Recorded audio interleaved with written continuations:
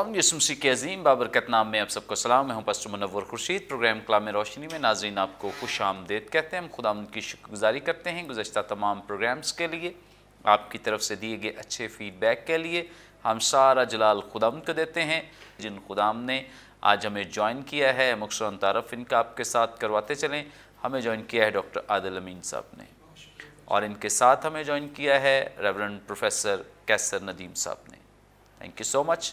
नाज़रीन, इससे पहले कि हम आज के मतन की तिलावत करें, मैं रिक्वेस्ट करूंगा रेवरेंड कैसर नदीम साहब से प्लीज़ दुआ में रहनुमाई करें। हम दुआ करें। खुदा ज़िंदा जलाली बाप, हम तेरा शुक्र अदा करना चाहते हैं कि तू हमारा ज़िंदा खुदा है और तू हमेशा हमारे साथ उठता बैठता और चलता फिरता है। ए खुदावंद, तेरा शुक्र अदा करना चाहते हैं तेरे कलाम के लिए जो ज़िंदगी बख्शता है, क्योंकि ये ज़िंदा कलाम है। खुदावंद, आज के इस पूरे वक्त को हम तेरे सपुर्द करना चाहते हैं। जब हम तेरे कलाम के गहरे भेदों पर गौर व खौज करते हैं, सीखना चाहते हैं, तो हम सबको फजल बख्श देना कि हम तेरे पाक रूह की कुव्वत में तेरे कलाम को समझ सकें, तेरे कलाम को जान सकें और उसे अपनी ज़िंदगी का हिस्सा बना सकें। इस वक्त ख़ास तौर पर हम सब अपने आप को तेरे सपुर्द करना चाहते हैं, जो तेरे कलाम के मुतालिक बात करना चाहते हैं। खुदावंद, तो हमारी ज़ुबान बनना, तो अपने पाक रूह की कुव्वत में हमें बोलने का फजल बख्श देना, यीशु मसीह के नाम में आमीन। आमीन। Thank you so much. नाज़रीन, कलाम मुक़द्दस में से अपनी रहनुमाई के लिए आज हम तिलावत करेंगे नए अहदनामे में से मुक़द्दस यूहन्ना रसूल की मारिफत लिखी गई इंजील, इसका दूसरा बाब, पहली 3 आयात। कलाम मुक़द्दस में यूँ मरकूम है, फिर तीसरे दिन काना गलील में एक शादी हुई और यीशु की माँ वहाँ थी, और यीशु और उसके शागिर्दों की भी उस शादी में दावत थी। और जब मैं हो चुकी तो यीशु की माँ ने उससे कहा कि उनके पास मैं नहीं रही। कलाम मुक़द्दस के पढ़े सुने जाने पे खुदा उनकी बरकत हो, आमीन। नाज़रीन, कलाम मुक़द्दस का ये हिस्सा जो भी हमारे सामने तिलावत किया गया है, हम सब जानते हैं खुदावंद यीशु मसीह की ज़मीनी खिदमत में ये वो पहला मिरेकल है, मौजज़ा है, जिसका तज़किरा मुक़द्दस यूहन्ना ने किया है। और मुक़द्दस यूहन्ना वाहिद वो लिखारी हैं जिन्होंने खुदावंद यीशु मसीह की ज़ाते अक़दस और उनकी ज़मीनी खिदमत के वाक़यात को तारीख़ वाराना बयान किया है, और जिस तरह से वाक़यात हुए हैं उस तरतीब के साथ इनको लिखा है। इसलिए बड़ा आसान है खुदावंद यीशु मसीह की खिदमत को और उनकी ज़ात को समझना। मुक़द्दस यूहन्ना रसूल की मारिफत लिखी गई इंजील की मारिफत बड़ा ज़रूरी है, और हमारे लिए बड़ी बाबरकत बात है कि हमने यहाँ पे जो सिलसिला शुरू किया है, इसमें बहुत सारे खुदाम हमारे पास आते हैं जो भरपूर तैयारी के साथ और अपने पूरे इल्म के साथ आपकी रहनुमाई के लिए और आगही के लिए तालीम देते सिखाते हैं, ताकि हमें वो बातें जो खुदा के कलाम में पिनहा हैं, जिसका इल्म इदराक होना हमारे लिए बड़ा ज़रूरी है, हम उनको जान सकें। हम खुदाम के भी शुक्रगुज़ार हैं। सबसे पहले हम गुफ्तगू का आगाज़ करेंगे डॉक्टर आदिल अमीन साहब से। डॉक्टर साहब, आप हमारी रहनुमाई फरमाएँ। यहाँ पर काना गलील का ज़िक्र हमें मिलता है। गलील में वैसे भी खुदावंद यीशु मसीह की खिदमत, और वहाँ खुदावंद यहाँ तक कि अब तो लोग ये कहना शुरू हो गए कि खुदावंद यीशु मसीह की जो पहचान है वो भी गलील से कराई जाने लगी, क्योंकि वहाँ उन्होंने खिदमत का खासा अरसा गुजारा है। काना गलील पर ज़रूर रोशनी डालें और इस मौजज़े के तनाजुर में आप बात करें, जो मौजज़ा हम यीशु मसीह का यहाँ पर देख रहे हैं, ताकि हम जो काना गलील है इसको समझ सकें, इस जगह, इस मकाम के बारे में हमारे नाज़रीन जान सकें। जी, बहुत शुक्रिया पाजी साहब। इस तरह के सवालात यकीनन उन बातों पर जो हमारे सवालात होते हैं, मुबहम से जो सवालात हैं, उनका जवाब पाने में हमें आसानी हो जाती है। थोड़ा सा हम इसका जोग्राफियाई हदूद अरबा इसकी देखते हैं तो इसराइल में गलील का ज़्यादातर इलाका जो है ये पहाड़ी इलाका है, चट्टानी इलाका है और पुख्ता पहाड़ हैं। ये इसकी ऊंचाई जो है वो 500 से लेकर 700 मीटर के दरमियान है। इसके अगर हम ऊंचाई की तरफ जाते हैं तो ऊपर लेबनान का इलाका है, اگر نیچے کی طرف اترتے ہیں تو اترائی میں کوہ کرمل کا علاقہ شروع ہو جاتا ہے۔ اس کے بڑے پہاڑی سلسلوں میں کوہ تبور اور کوہ میرون وغیرہ شامل ہیں۔ یہاں گرمی کی شدت زیادہ نہیں ہوتی اور بارشیں بہت زیادہ ہوتی ہیں، اور بائبل مقدس میں ان علاقوں میں زیادہ تر معجزات اسی لیے ہیں کہ جو خداوند یسوع مسیح کے عزیز ہیں مریم کے حوالے سے، اور ان کے جو آگے عزیز ہیں وہ تھوڑے تھوڑے فاصلے پر جو گاؤں ہیں یا قصبے ہیں وہاں پر ان کی رہائش ہے۔ اس تسلسل کو آپ یہ دیکھیں کہ اگر یسوع کا سفر گلیل میں اونچائی کی طرف کو ہے تو پھر آپ کو اس میں کچھ ایسے علاقے نظر آئیں گے جہاں پر کچھ معجزات کا ذکر ہے۔ اگر اترائی کی طرف آئیں گے، کانا ایک چھوٹا ایک علاقہ ہے جہاں پر مرکزی طور پر اس وقت یہ شادی کی تقریب ہو رہی ہے۔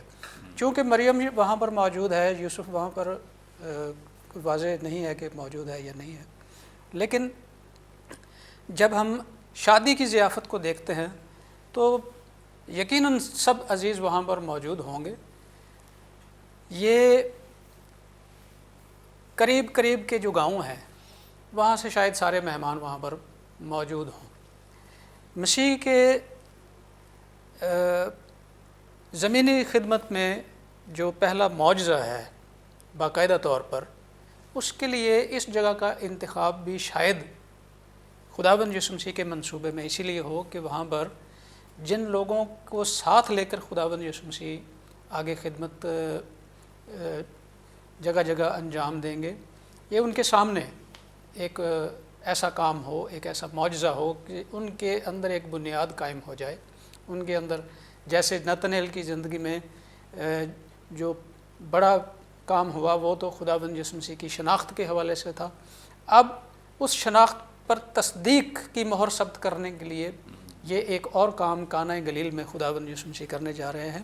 کانہ گلیل ہی وہ علاقہ ہے جہاں سے خداوند یسوع مسیح نے اپنی معجزات دکھانے والی قدرت کا پہلا اظہار شادی کی ایک تقریب میں پانی کو مے بنا کر کیا تھا، جب شادی کے گھر میں مہمانوں کے لیے مے ختم ہو چکی تھی۔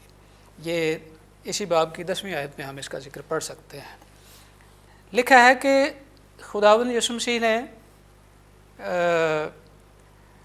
اس خدمت کو، جو اصل میں شادی کے گھر میں باپ کی ذمہ داری ہوتی ہے اور دلہا کی ذمہ داری ہوتی ہے کہ وہ مہمانوں کے لیے سب کچھ پرووائڈ کرے، لیکن پانی کو معجزانہ قدرت کے ساتھ مے میں تبدیل کیا اور اس سے اس نے اپنا جلال ظاہر کیا اور اس کے شاگرد اس پر ایمان لائے۔ تو کیا یہاں پر بھی ایک اور سوال ہے؟ میں نے کہا جیسا کہ اس جگہ پر پہنچ کر تو کئی ایسے سوالات ہوں گے جن کے جوابات اسی جگہ سے مل جاتے ہیں۔ شاگرد خداوند یسوع مسیح کے ساتھ تو ہو گئے، لیکن وہ جو باتیں موسیٰ نے توریت میں لکھی تھیں اور انبیاء نے صحائف میں لکھی تھی، یا کچھ تحریری یا کچھ سینہ بسینہ چلنے والی روایات خداوند یسوع مسیح سے تعلق رکھتی تھی، ان کا عملی مظاہرہ انہوں نے کانہ گلیل میں پہلی بار خداوند یسوع مسیح کے وسیلے سے پانی کو مے میں تبدیل کرنے کے معجزے میں دیکھا، اور لکھا ہے کہ اس کے شاگرد اس پر ایمان لائے۔ ان کے اندر یہ بات پختہ ہو گئی کہ یہی خدا کا بیٹا اور یہی اسرائیل کا بادشاہ ہے۔ پھر اسی کانہ گلیل میں اور بھی معجزات خداوند یسوع مسیح کے ہیں کہ بادشاہ کے ملازم کے بیٹے کو شفا دی جو کہ کفرنہوم میں تھا، وہ وہاں موجود بھی نہیں تھا۔ بالائی گلیل سے زیریں گلیل کے وسط سے زیادہ فاصلہ طے کر لیں تو پہلے گلیلی کانہ ہے، اس کے بعد ناصرت۔ یہ میں نے جو بات کہی کہ یہ قریب قریب علاقے ہیں، اس لیے انٹرلنکڈ ہیں، اور جو زبدی کے بیٹے ہیں وہ مریم کی طرف سے رشتہ دار ہیں خداوند یسوع مسیح کے۔ تو یہ انٹرلنکڈ چیزیں ہیں ساری، جو چھوٹے چھوٹے علاقوں میں ان کو آپس میں ملائے رکھتی ہیں۔ اگر ناصرت سے آگے نکلیں تو نائن کا علاقہ ہے، اور پھر اوپر کی طرف بڑھیں تو تبریاس، گنیسرت कफरनहूम और खुराजीन जैसे इलाके हैं, ये तमाम इलाके अहद जदीद में खुदावंद यीशु मसीह के मौजज़ात का मरकज़ रहे। चूँकि यहाँ पर खुदावंद यीशु मसीह की एक्टिविटीज़ मौजज़ात के हवाले से बहुत ज़्यादा रही, इसलिए आज का कलमकार जो है वो भी शायद खुदावंद यीशु मसीह के साथ गलील में ही घूमता रहता है, और वही बातें उसके साथ साथ कभी उसने नाइन के बेटे को ज़िंदा किया, बेवा के बेटे को ज़िंदा किया, कभी उसने कोई मौजज़ा किया, कभी उसने कोई मौजज़ा किया। हम तो अक्सर गीत में भी गाते हैं, जीवन की रोटी दे, उसमें भी जिक्र करते हैं जैसे गलील में भी तू देता था। तो गलील हमारी तहरीर का, हमारे मतलब बयान का, हमारे तहरीर का मरकज़ी हिस्सा इस वजह से बन गया क्योंकि खुदावंद यीशु मसीह की खिदमत का बड़ा अरसा जो है वो इसी खित्ते में गुजरा। Praise God, thank you so much. और बड़ा ही ज़रूरी है इन मकामात के बारे में सीखना, जानना। बहुत सारे लोग अक्सर मकामात के ताल्लुक़ से वो समझते हैं कि इनके लिए पढ़ना या कोई ऐसी ज़रूरी बात नहीं है। कई दफ़ा नसबनामों को छोड़ दिया जाता है कि ये भी कुछ ज़्यादा ज़रूरी नहीं है। लेकिन याद रखें, बाइबल मुक़द्दस में जितने भी अल्फाज शामिल किए गए हैं, ये वो अल्फाज हैं जो कि इल्हामी हैं और जिनको हमारी रहनुमाई के लिए बयान किया गया है। एक एक नुक्ता, एक एक शोशा, एक एक हरफ, एक एक लफ्ज़ जो है ये हमारी रहनुमाई के लिए, इसलिए हम किसी एक नुक्ते को भी छोड़ नहीं सकते जिसका ज़िक्र बाइबल मुक़द्दस में किया गया है, क्योंकि इनसे हम सीखते हैं। जैसे मकामात की बात की जा रही है, तो आज जब आर्कियोलॉजिस्ट जो हैं वो रिसर्च कर रहे हैं और खुदाइयाँ कर रहे हैं और मुख्तलिफ़ जगहों पे जाकर तलाश कर रहे हैं, तो बड़ी चीज़ें आज प्रूव हो रही हैं, साबित हो रही हैं कि ये वो मकाम है जहाँ पर बाइबल मुक़द्दस में इस चीज़ का तज़किरा किया गया। अगर मकामात का नाम ना लिखा जाता बाइबल मुक़द्दस में, तो आप कैसे तस्दीक करते आज इस दुनिया में, या आइंदा आने वाले वक्त में कैसे तस्दीक की जाती कि ये मकामात हैं और यहाँ से ये चीज़ें मिली हैं।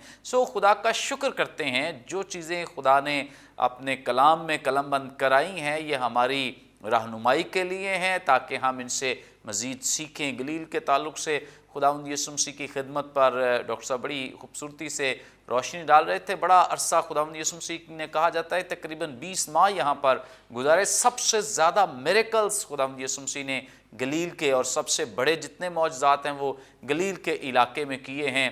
और खुदावंद यीशु मसीह ने यहाँ से तकरीबन 5 शागिर्दों का चुनाव किया है जिनको अपनी बादशाहत के लिए और रसूल होने का दर्जा भी दिया है। सो खुदावंद की शुक्रगुजारी करते हैं। जैसे यसाया नबी ने भी कौमों के गलील की तरफ इशारा किया है, सो ख़ास खुदावंद यीशु मसीह का यहाँ फोकस रहा है। और इसके पीछे बहुत सारे लॉजिक्स हैं, बहुत सारी रीज़न्स हैं, लेकिन उनमें से एक जो इशारा किया है यसाया नबी ने कि ये कौमों का, यानी यहाँ पे बहुत सारी अक़वाम आबाद थीं और ये समझ लें कि एक गढ़ था जहाँ से लोगों को मैसेज देना, पैगाम देना आसान था।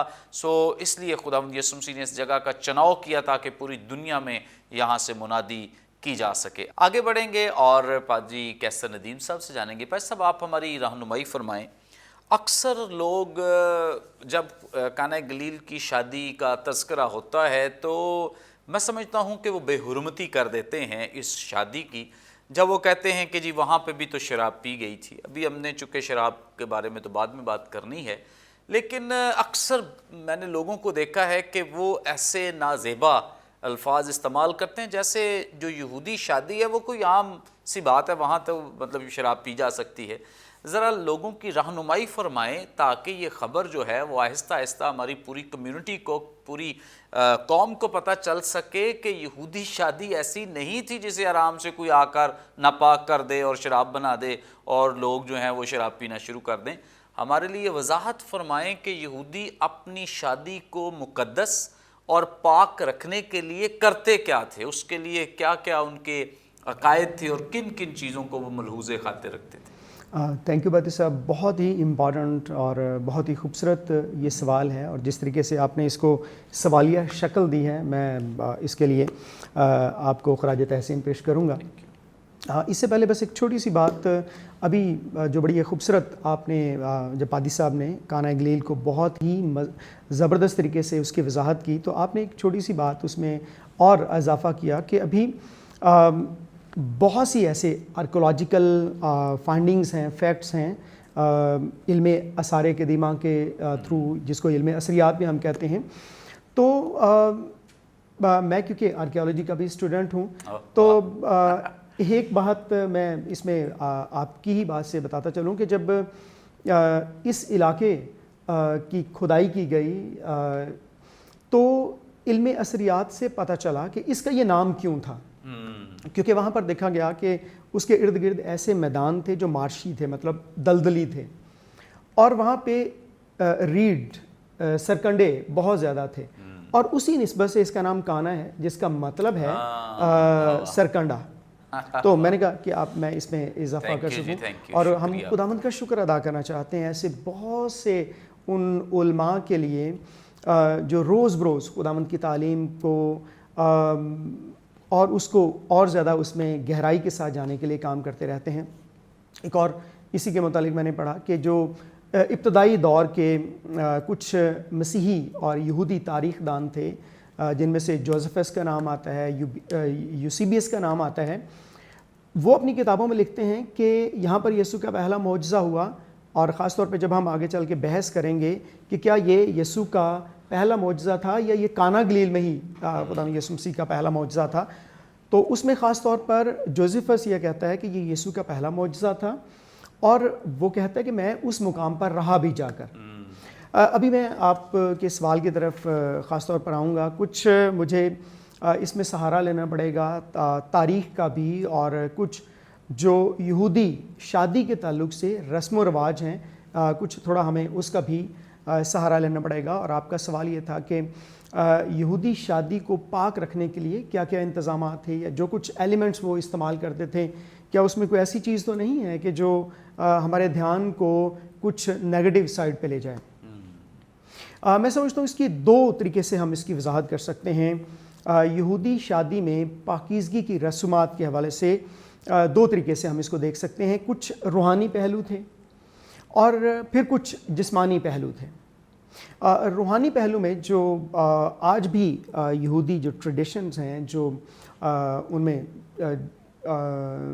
جو کام کیے جاتے ہیں، میں نے ایک کتاب میں پڑھا کہ یہودی خاص طور پر جب شادی قریب آتی ہے تو باقاعدہ طور پر جس طریقے سے ہم آج چرچ میں پکاریں کرتے ہیں، تو وہ سبت کے روز سینیگاگ میں جو یہودی عبادت خانے ہیں، وہاں پر باقاعدہ اس بات کا اعلان کیا جاتا ہے. اور جب آخری اس کی لڑکے کی شادی سے پہلے کا سبت ہوتا ہے، اس پہ وہ خاص طور پہ آتا ہے، اور پھر توریت کے ذریعے سے اس کو پاک کیا جاتا ہے.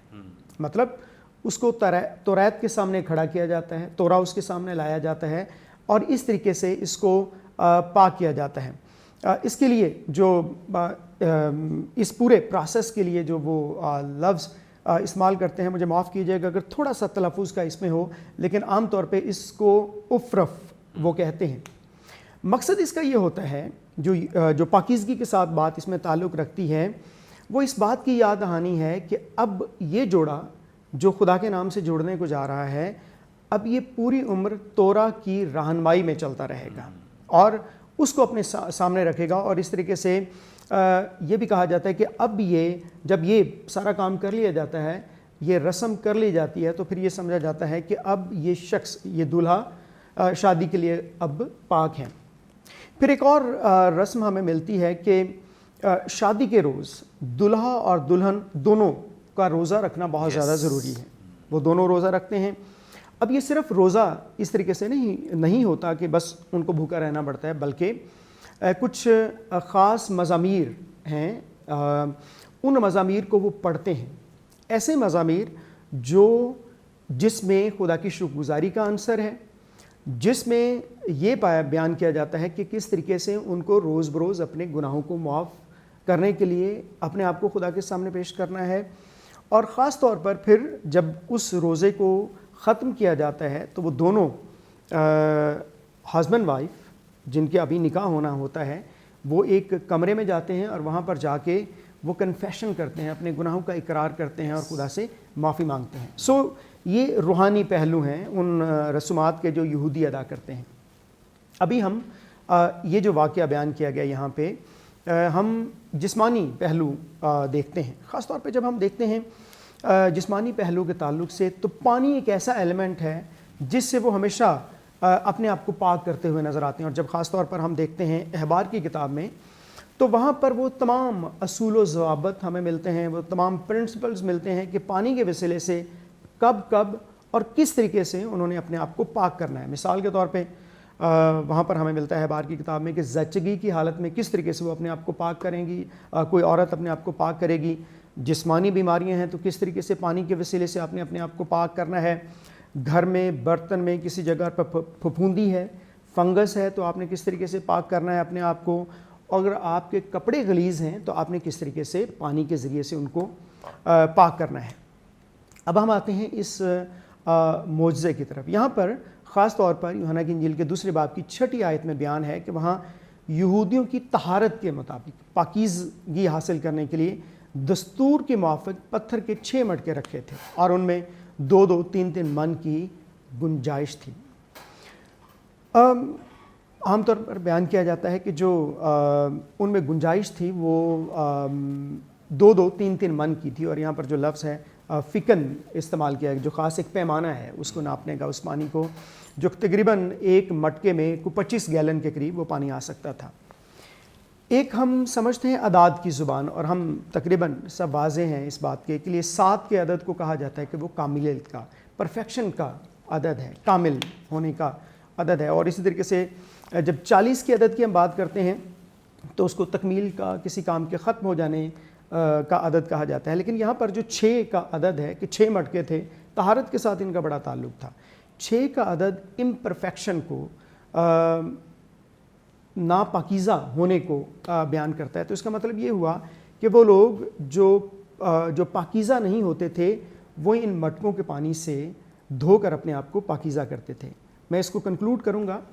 یہودی شادی جب کبھی ہوتی تو اس میں ضروری تھا کہ دلہن کو اس پانی سے نہلایا جاتا، اور جب دولہا بارات لے کے آتا وہ بھی اس پانی کے ساتھ اپنے آپ کو پاک کرتا پیر دھو کے، اور پھر پوری شادی میں جتنے باراتی تھے وہ بھی اپنے آپ کو پاک کرتے. اور اس بات کا ایک ثبوت یہ ہے کہ اس معجزے میں ہم دیکھتے ہیں کہ مٹکے خالی ہو چکے ہیں کیونکہ بارات آ چکی ہے اور سارا پانی استعمال ہو چکا ہے.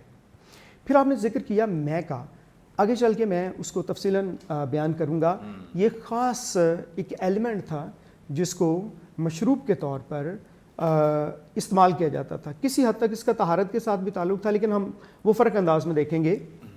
لیکن یہاں پر جو میں یوز کی گئی وہ ایک جوس کے طور پہ، ایک مشروب کے طور پہ استعمال کی گئی. تھینک یو سو مچ. بڑی خوبصورت بابرکت باتیں، اور خاص طور پہ وہ تمام مسیحی لوگ جو شراب کو جائز قرار دینے کے لیے اکثر اوقات اس حوالے کو استعمال کرتے ہیں کہ خداوند یسوع مسیح نے کانہ گلیل میں خود شراب بنائی. ایک تو آگے چل کے ہم ضرور اگلا حصہ ضرور اس پروگرام کا واچ کریں، دیکھیں شراب کے تعلق سے اور مے کے تعلق سے ہم اس پہ بات کرنے والے ہیں.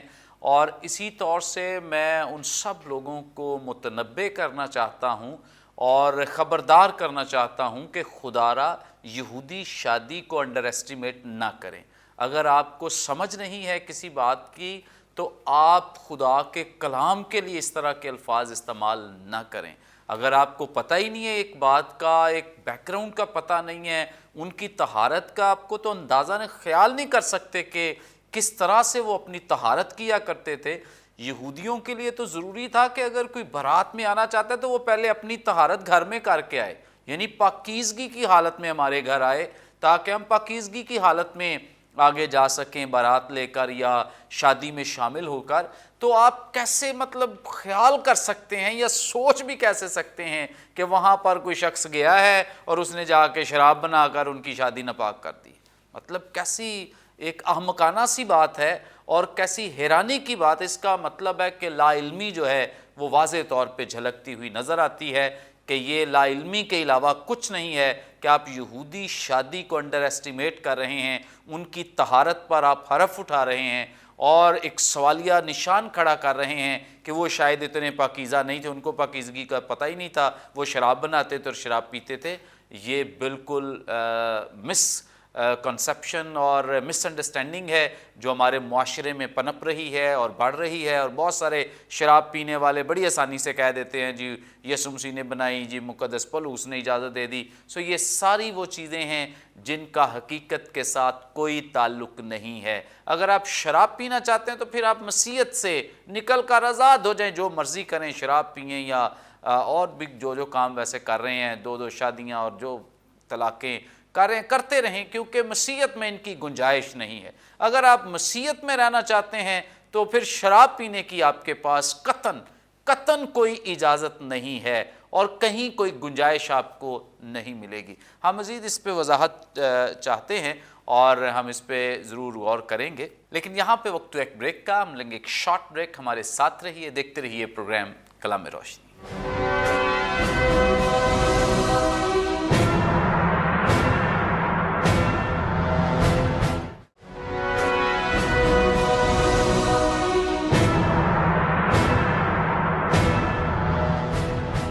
ویلکم بیک ناظرین، آپ دیکھ رہے ہیں پروگرام کلام روشنی. بریک پر جانے سے پہلے بڑی خوبصورت بابرکت باتیں جو آپ خدا کے وسیلے سے جان رہے تھے، سیکھ رہے تھے، بڑا ہی اہم حصہ ہے اور اس حصے کو سننا سمجھنا بہت ضروری ہے. بہت سارے لوگ ان چیزوں کو مس کر کے اور ان چیزوں کو نہ سن کر نہ سیکھ کر اپنے وہ بنائے ہوئے ہیں، اپنے خیالات کو انہوں نے ترتیب دیا ہوا ہے یا اپنی ہی سوچ میں مگن ہے. بہت ضروری ہے کہ اس حصے کو سنا جائے اور خدا کے کلام کے مطابق جانا جائے کہ خدا کا کلام اس تعلق سے کیا کہتا ہے. سب سے پہلے ہم گفتگو کا آغاز کریں گے ڈاکٹر عادل امین صاحب سے. ڈاکٹر صاحب، آپ ہماری رہنمائی فرمائیں. ہمارے معاشرے میں بہت ہی مس انڈرسٹینڈنگ ہے اس بات کو لے کر کہ بہت سارے لوگوں کا کہنا ہے کہ خداوند یسوع مسیح نے یہاں پر شراب بنائی ہے. آپ ہماری رہنمائی فرمائیں کہ چونکہ یہاں پہ تو واضح لکھا بھی ہے میں اور شراب میں فرق کیا ہے، ذرا ہمارے ناظرین کی رہنمائی فرمائیں جی پلیز. بھائی صاحب، بہت شکریہ. ایک جواب تو میں بڑا ازراہ تفنن دینا چاہوں گا کہ وہاں پر جو مٹکے رکھے تھے، اگر ان کے نیچے آگ نہیں تھی تو وہ شراب نہیں ہوتی. اب ہم دیکھ لیں تھوڑا سا فرق شراب میں اور میں تو لوگوں کی جو غلط فہمی ہے وہ دور ہو جائے گی. اور اس کے بعد بھی اگر کوئی اپنی وضاحتوں پر قائم رہنا چاہے تو پھر ہم یہ دعا کر سکتے ہیں کہ خداوند اپنا آسمان ان پر کھولے اور ان پر اس بھید کو افشاں کرے کہ میں کیا ہے اور شراب کیا ہے. اور خدا کے لوگ ہونے کے تعلق سے اور کلیسیا یعنی مسیح کا بدن ہونے کے تعلق سے شراب آپ کی زندگی کا حصہ ہو بھی سکتی ہے یا نہیں ہو سکتی. بہت سادہ الفاظ میں اگر ہم بیان کریں کہ میں کیا ہے، میں کی کئی اقسام ہیں. تازہ میں ہے، نئی اور پرانی میں ہے، اور ایک مطلب وہ میں ہے جو آپ کو نشے کی حالت میں لے جاتی ہے. اس کی مقدار کا اس کے ساتھ بہت تعلق ہے اور اس کی عمر کا، اس میں کی عمر کا بہت تعلق ہے. لیکن کانہ گلیل میں شادی کے اس ضیافت میں پانی کے میں بننے سے پہلے جو اس محفل کی جو روحانی معنویت ہے اس پہ چند جملوں میں ہم غور کر لیتے ہیں کہ یہودیوں کے درمیان جو گھروں میں عام کھانا ہوتا تھا سو تو ہوتا تھا، وہ اپنی روٹین میں ہوتا تھا. لیکن جب بھی کبھی ضیافت ہوتی تھی، خواہ وہ شادی کی ہو، کسی بھی اور نوعیت کی ضیافت اگر ہوتی تھی تو وہ کبھی بھی روحانی معنویت کے بغیر نہیں ہوتی تھی. کسی بھی ضیافت میں بغیر طہارت کے شرکت ناممکن تھی. اس کے پیچھے ایک الہی منصوبہ تھا. خدا بنی اسرائیل کو ایک ایسی ضیافت کا نمونہ برقرار رکھنے کے لیے یہ حکم دیتا تھا جو ایک ایسی ضیافت 7 سالہ شادی کی ضیافت جس میں وہی لوگ شامل ہو سکیں گے جو پاک ہوں گے اس کے بغیر وہ وہاں پر شریک نہیں ہو سکیں گے. یہی وجہ ہے. اچھا ڈاکٹر صاحب، یہ ان کی شادی چونکہ ایک ہفتہ جاری رہتی تھی، ہاں جی، تو ہاں کہیں جی. یہ 7 وہی ہے. وہ تو یہ جو 6 مٹکے تھے یہ بھی روزانہ ایک مٹکا طہارت کے لیے، واہ اور واہ. وہ چھٹے دن تک، پھر 7ویں دن تو روزہ بھی ہوتا تھا ہاں. اور بڑی ضیافت ہوتی تھی. 7ویں دن کی پاکیزگی پر کوئی شک نہیں تھا، اس لیے 7واں مٹکا بھی وہاں پر نہیں تھا. جیسا کہ ابھی پادری صاحب نے کہا کہ وہ 7ویں تک تو امپرفیکشن ہے نا، انہیں 6 دن تک لگاتار اپنی طہارت کے عمل میں رہنا ہوتا تھا، اپنے آپ کو مسلسل پاک کرنا ہوتا تھا. واہ. تب جا کر وہ فائنل 7واں دن جو ضیافت کا ہے اس میں شریک ہو سکتے تھے. اتنا تسلسل پاکیزگی میں چاہیے تھا. تو اگر وہ ان 6 دنوں میں شراب پی پی کے اپنے آپ کو بے سدھ رکھتے تو کیسے یہ ممکن تھا کہ خدا کے حکم کے مطابق اس ضیافت کو پاک رکھ سکتے؟ یہ سوال ہی پیدا نہیں ہوتا. اب میں کیا ہے، آپ نے انگور تو دیکھا ہے اور کئی طرح کا انگور دیکھا ہے. کسی بھی طرح کا انگور آپ نے دیکھا ہو، آپ اس میں سے بیج اور چھلکا صرف الگ کر لیں تو باقی میں ہے. یس. اس سے زیادہ میں کی ڈیفینیشن نہیں ہے جو یہاں پر خداوند یسوع مسیح نے بنائی ہے. وہ تازہ ہے، ابھی بنائی گئی ہے. بلکہ وہ جب میرے مجلس کے پاس اس کو لے کر جا رہے ہیں، وہ راستے میں کسی وقت بن گئی ہے. کچلا ہوا انگور تازگی میں، یعنی اپنی فریشنس میں بنانے کے لیے انگور کا باقاعدہ طور پر انتخاب کیا جاتا ہے.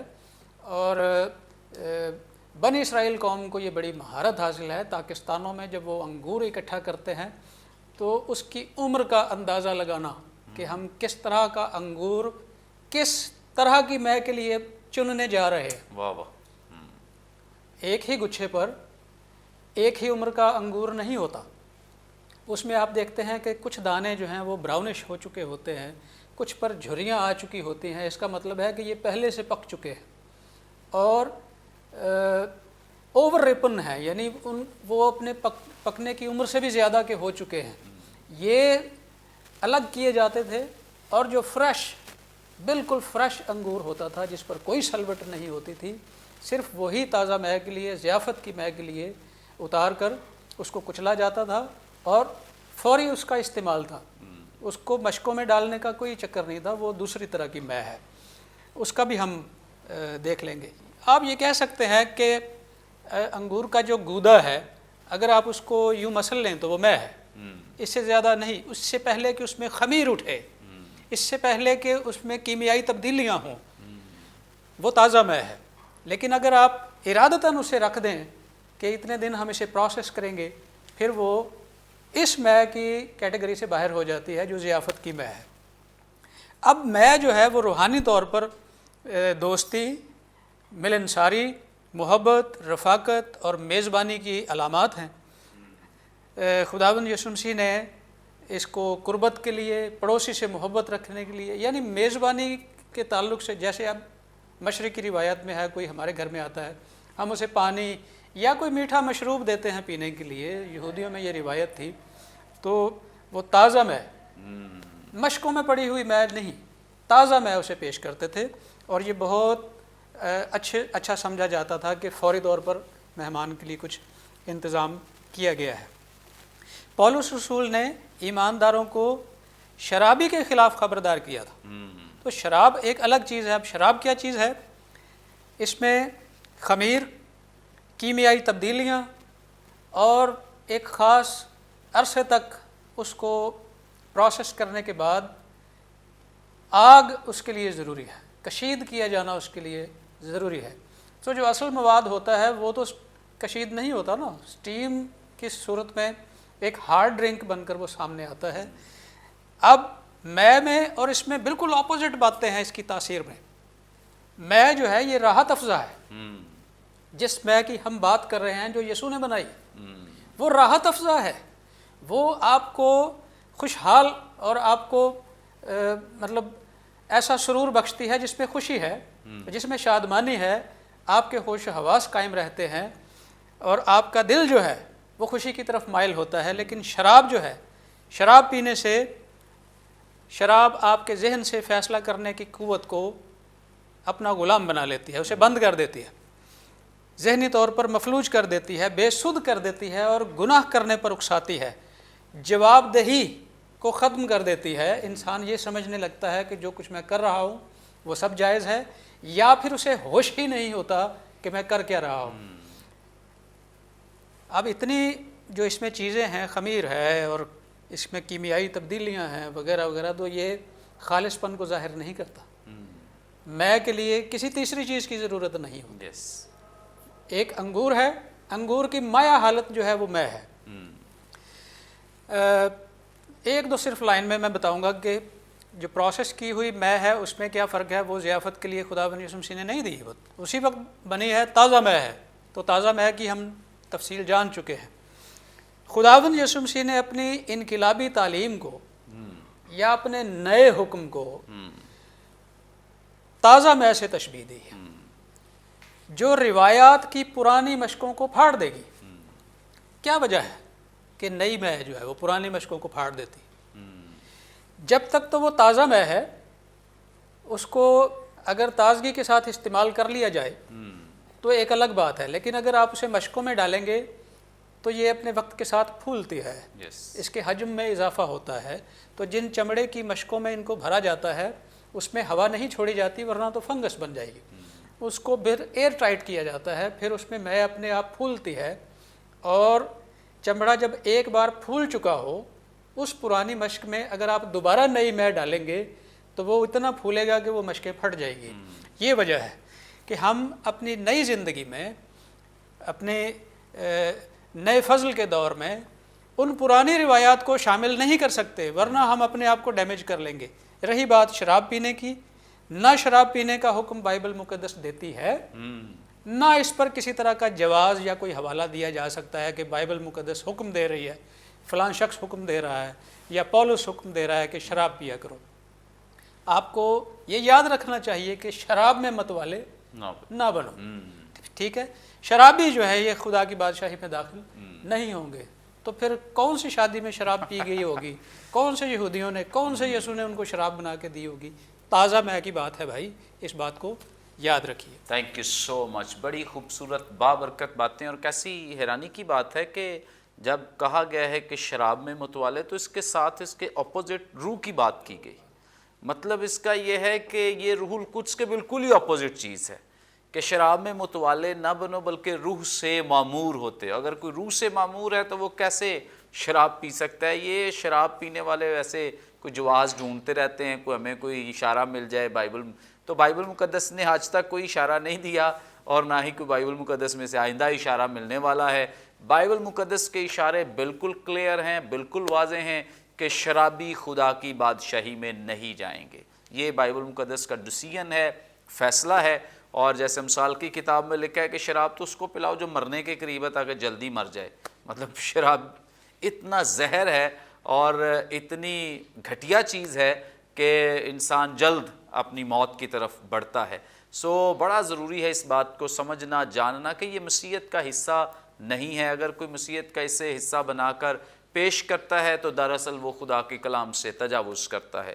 اور اس کے ساتھ ساتھ ابھی جب میں کی بات ہو رہی ہے تو ایک بات میں ریئلائز کر رہا تھا کہ بہت سارے لوگ جو ہیں ایسے حوالہ جات پڑھتے ہیں جس میں وہ چونکہ عبرانی متن اور یونانی متن، یاد رکھیں کہ یہ چونکہ بہت پرانی زبانیں ہیں اور بہت وسیع و عریض زبانیں ہیں، اور ان کا ترجمہ جو ہے اردو یا انگلش، حتیٰ کہ انگلش اتنی وسیع ہے وہ بھی مکمل ترجمہ نہیں کر سکتی ہے ان زبانوں کا۔ اور کئی دفعہ جو نشہ آور میں ہے، جسے عام طور پہ عبرانی متن میں تو واضح شراب ہی وہ کنسیڈر کرتے تھے، لیکن اردو میں اس کا ترجمہ میں کر دیا گیا ہے۔ جیسے پرانے عہد نامے میں اخبار کی کتاب اور اس کے 10ویں باب کی 9ویں آیت میں بھی لکھا ہے کہ تو یا تیرے بیٹے میں یا شراب پی کر کبھی خیمہ اجتماع کے اندر داخل نہ ہونا۔ میں جیسے بھی پادری صاحب ذکر کر رہے تھے کہ میں کی کئی اقسام تھی، ایک نشہ آور میں بھی تھی،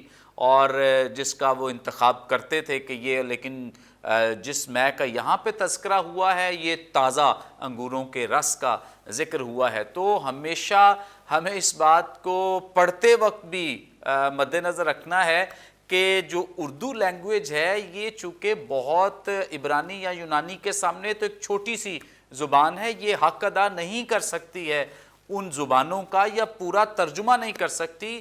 اردو زبان میں تو میں اور شراب 2 ہی الفاظ ہیں، لیکن اگر آپ عبرانی متن میں دیکھیں تو اس کے لیے کئی الفاظ استعمال ہوئے جو ہر ایک چیز کو مینشن کرتے ہیں کہ یہ نشاور میں کے لیے ہے، یہ شراب کے لیے ہے، یہ انگوروں کے تازہ رس کے لیے ہے۔ سو اس سے پہلے کہ آپ اردو زبان کا کوئی ترجمہ پڑھ کے کوئی اپنا ڈیسیژن دینا شروع کر دیں، بہتر ہے کہ آپ جو اوریجنل زبانیں ہیں ان کا مطالعہ کریں، ان کو سیکھیں، تاکہ آپ اچھا ڈیسیژن لے سکیں اور خدا کے کلام کی غلط انٹرپریٹیشن نہ کر سکیں۔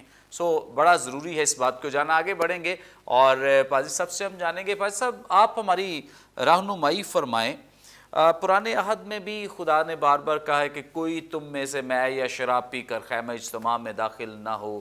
اس کے علاوہ امثال کی کتاب کا بھی میں نے ذکر بھی کیا ہے۔ تو کیا اس سارے سینیریو، تمام حوالہ جات، اور چونکہ ان کے پاس تو پرانا پورا ٹیکسٹ ہے، اس کے باوجود کیا خداوند یسوع مسیح جا کر کسی بھی یہودی شخص کی شادی میں جا کر شراب بنا سکتے ہیں؟ اور وہاں پر کیا شراب پی جا سکتی ہے یہودیوں کی کسی اس طرح کی تقریب میں؟ ذرا وضاحت کر دیں۔ Thank you. میرا خیال ہے کہ بہت اچھے طریقے سے آپ نے بھی اس تعلق سے، اسی سوال کے تعلق سے بہت سی باتیں بیان کیں۔ پادری صاحب نے بہت خوبصورتی سے بڑی اس کی وضاحت کی، لیکن ہم تھوڑا اور چیزوں کو اگر شفل کریں تو بہت سی اور بڑی خوبصورت باتیں ہمارے سامنے آتی ہیں۔ میں جو سمجھ رہا ہوں آپ کے کوشچن سے کہ وہ یہ ہے کہ کیا جو یہودی مقدس تقریبات تھیں ان میں شراب جائز تھی؟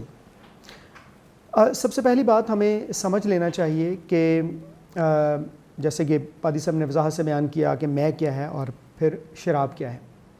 کلام مقدس میں جہاں پر بھی میں کا ذکر ہے، مطلب وائن کا ذکر ہے، تقریباً 256 ایسے حوالہ جات ہیں، اور اگر ہم انالیسز کریں ان پورے سارے کے سارے حوالہ جات کا تو ہمیں یہ ملے گا، جیسے پادری صاحب نے تازہ میں کی بات کی، کہ وہ ایسا جوس ہے، ایسا شیرہ ہے، یا تو وہ انگوروں سے بنا ہے، یا وہ کھجور سے بنا ہے، انجیر سے بنا ہے، یا انار سے بنا ہے، اور وہ تمام کا تمام کہیں بھی ہمیں نظر نہیں آئے گا کہ وہ الکوہلک ہے، وہ نان الکوہلک جوس ہے۔ پہلی بات۔ دوسری بات، بہت اچھا ہوتا ہے جیسے ابھی آپ نے بات کی عبرانی یونانی میں جو مختلف لفظ ہیں، تو میں اس کو دیکھ رہا تھا اور ایک خلاصے کے طور پہ 1 منٹ میں اس کو بیان کرنا چاہوں گا کہ جہاں پر بھی شراب کا لفظ نظر آتا ہے، عبرانی کے لیے اس کا لفظ بڑا معنی خیز ہے، وہ ہے شراب، اور وہیں سے ہمارا شکار، اور وہیں سے شکار سے ہی ہمارا لفظ شکار نکلا ہے، جیسے کہ پادری صاحب نے بیان کیا کہ وہ آپ کے ذہن کو معوف کر دیتی ہے، آپ کی سوچ کو دبوچ لیتی ہے، تو وہی لفظ ہے جس طریقے سے کوئی جیسے شیر شکار کرتا ہے کسی کا بھی، اور یہیں سے لفظ ہمارا شر بھی ہے۔ اس کا مطلب شراب شکار بھی کرتی ہے اور شر بھی پیدا کرتی ہے۔ انگلش میں عام طور پر جہاں پر بھی ہوگا وہ اسٹرانگ ڈرنک کا اس کے لیے، یہ ہارڈ ڈرنک کا ورڈ استعمال کیا گیا ہے۔ گریک میں اس کے لیے جو لفظ ہے، جو خاص طور پہ رومیو خط اس کا 14واں باب اس کی 17ویں آیت میں، وہ پوزیس ہے۔ جہاں پر بھی میں کا ذکر آتا ہے وہاں پر یائن عبرانی کا لفظ ہے، اور جن حوالہ جات کی میں نے بات کی 256 کی، وہ سب کو انالائز جب آپ کرتے ہیں تو وہاں پہ یائن ہے عام طور پہ جو لفظ ہے۔ انگلش میں اس کے لیے میں نے بیان کیا کہ وائن ہے، اور آئنوس اس کے لیے یونانی کا لفظ استعمال کیا گیا ہے۔ جب ہم بات کرتے ہیں یہ ساری، تو ہم ابھی جو ہمارا موضوع ہے وہ وائن کے بارے میں کے بارے میں ہے۔ پادری صاحب نے جیسے بیان کیا کہ وہ جب بھی سیلیبریشن کرتے تھے تو وہ وائن کا استعمال کرتے تھے، جیسے شادی کی تقریب میں ہم دیکھتے ہیں، ضیافت کی، ایوب کی کتاب میں ہم دیکھتے ہیں جب وہ ضیافت کا ورڈ ہے، اور اس میں جو عبرانی لفظ ہے اس کا مطلب سالگرہ بھی ہے۔ سالگرہ کے موقع پہ اس کا مطلب یہ ہوا کہ ایوب کا خاندان میں کو استعمال کرتا ہے۔ بہت سے دفعہ وہ خوراک کے لیے، بائبل مقدس میں نظر آتا ہے، وہ خوراک کے لیے بھی اس کو استعمال کرتے ہیں، میڈیکل پرپز کے لیے بھی، جیسے آپ نے حوالہ دیا پالوس جیسے بیان کرتا ہے۔ تو ہر جگہ پہ وہ الکوہلک نہیں تھی، یہ ہمیں طے کر لینا چاہیے۔ پادری صاحب نے بہت تفصیل سے بیان کیا۔ پھر اب جو خاص ایک آخری میں بات کروں گا کہ جب بھی یہودیوں میں آج بھی سبت کا دن جب منایا جاتا ہے، اور خاص طور پر عید فصح کے موقع پر ایک پورشن میں کا وہ استعمال کرتے ہیں، اور جس طریقے سے ابھی آپ بیان کر رہے تھے اس وائن کو اس زمانے میں بھی وہ کوشر وائن، کیونکہ وہ خاص جیسے پادری صاحب نے بیان کیا کہ انگوروں کی سلیکشن بھی بڑی سوچ سمجھ کے کی جاتی تھی، آج بھی چند اصول و ضوابط ہیں اس مے کو بنانے کے لیے، اور جتنی کمپنیز وہ آج بھی بناتی ہیں جب تک ان کے پاس کوشر وائن کا لائسنس نہیں ہے وہ مے نہیں بنا سکتے۔ میں کیونکہ یو کے میں سٹڈیز میں نے کی تو مجھے اتفاق ہوا کہ عید فصح کے موقع پہ میں اس وائن کو استعمال کروں، اور میں نے ذاتی طور پہ اس کو استعمال کیا۔ اس میں کوئی ایسی نشہ آور 1% بھی الکوہل نہیں ہے، ترش ہے لیکن ایسا کوئی نہیں ہے۔ اگر ہم مقصد، جیسا کہ پادری صاحب نے بھی اس کو وضاحت سے بیان کیا، اگر ہم سارے حوالہ جات میں جہاں جہاں وائن کا استعمال ہے اس کے مقصد کو سمجھ لیں تو میرا خیال کوئی مصیبت ہمارے لیے کھڑی نہیں ہوگی۔ جیسے کہ ہم دیکھتے ہیں یہودیوں میں یہ ایک بلیسنگ تھی، یہ ایک بلیسنگ کی یاد دہانی بھی تھی کہ خدا نے ہمیں اتنی زیادہ بلیسنگز دی ہیں۔ پھر یہ خدا کی شکرگزاری کا ایک ذریعہ تھی کہ خدا نے ہماری پیداوار بڑھائی۔ اور پھر ہم دیکھتے ہیں کہ جہاں جہاں وائن کا استعمال کیا گیا، مصر کی غلامی سے رہائی کی یاد میں بھی اس کو استعمال کیا جاتا ہے، اور جب بھی کبھی عید فصح کے موقع پہ استعمال کی جاتی ہے، پیچھے جو خیال ہے وہ یہ ہے کہ خدا نے ہمیں اس تلخی سے جو ہم نے مصر میں سہی وہاں سے ہمیں رہائی دی۔ اور ہم بہت سی آیات کو جانتے ہیں ایسے لوگوں کے لیے جو اپنے لیے کہیں نہ کہیں سے یہ ڈھونڈ لیتے ہیں۔ خدا کا کلام واضح طور پر امثال کی کتاب 23واں باب 21ویں آیت میں فرماتا ہے کہ شرابی اور خاؤ کنگال ہو جائیں گے۔ شرابی آسمان کی بادشاہی میں داخل نہیں ہو سکتا، شراب میں متوالے نہ بنو، اس سے بد چلنی واقع ہوتی ہے۔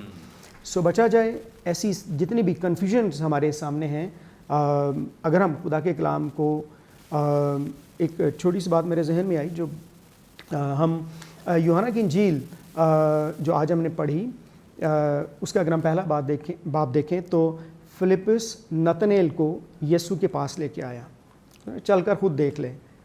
تو اس میں ایک بڑی سیکھنے کی بات اور چیلنج ہے کہ بجائے اس کے کوئی اس سے بحث کرتا، الجھن کا شکار خود بھی ہوتا، اس کو بھی کرتا، اس نے کہا چل یسوع کے پاس مل لے تو تیری ساری کنفیوژنز دور ہو جائیں گی۔ اگر ہمیں کبھی کسی چیز میں خدا کے کلام میں کنفیوژن لگتی ہے، کوئی مسئلہ بنتا ہے، تو سب سے بہترین حال یہ ہے کہ ہم یسوع کے پاس چلے جائیں، اس سے کہیں، تو میرا خیال ہے کہ پھر کوئی کسی قسم کا مسئلہ ہمارے پاس رہتا نہیں۔ تھینک یو سو مچ۔ بڑی زبردست باتیں جو بھی پادری صاحب نے ہمارے ساتھ شیئر کی ہیں، اور یقیناً آپ جتنے مرضی پادری صاحبان کو لے آئیں، کسی کو بھی یہاں پہ لا کر بٹھا دیں، کوئی ہمیں اس بات کے لیے اجازت نہیں دے گا، اور کسی بھی مسیحی کی طرف سے یہ اجازت نامہ نہیں ملے گا کہ جو شراب ہے یہ جائز ہے۔ سو بڑا ہمارا فوکس آج اس بات پہ ہے، چونکہ اس حوالے کو لے کر بہت سارے لوگ جو ہیں اسے اپنے مطلب کے لیے استعمال کرتے ہیں۔ جیسے گزشتہ دنوں وہ کچھ لوگ تھے جو 2 شادیاں کروانا چاہتے تھے، تو وہ لے آئے جی قانون بناؤ، اب یہ ضرورت پڑ گئی ہے قانون بنانے کی۔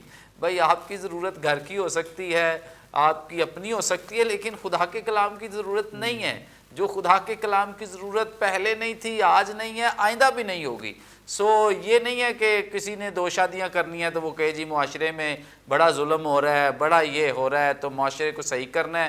یہ یاد رکھیں، یہ معاشرے کی خرابیاں یہ معاشرے نے خود ہی دور کرنی ہے، اور جو بائبل مقدس کی صداقت ہے، بائبل اس پہ کوئی بھی کسی بھی طرح کا کمپرومائز نہیں کرے گی۔ بائبل مقدس کی تعلیم بالکل واضح ہے، بالکل کلیئر ہے، کسی کی 2 رائے نہیں ہونی چاہیے۔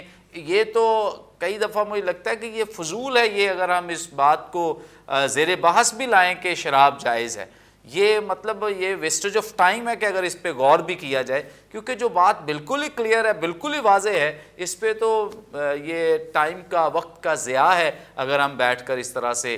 یہ صرف آج کی گفتگو، آج کی نشست کا مقصد یہ ہے کہ وہ تمام لوگ جنہوں نے یہ ایک افواہ پھیلائی ہوئی ہے یا مس انڈرسٹینڈنگ پیدا کی ہوئی ہے خدا کے کلام کو لے کر، ان کی تصحیح کرنا ہے، ان کی درست رہنمائی کرنا ہے، تاکہ وہ سیکھ سکیں، جان سکیں کہ خدا کے کلام میں کہیں پہ کوئی کمپرومائز نہیں ہے۔ تھینک یو سو مچ بھائی سر، تھینک یو سو مچ جناب۔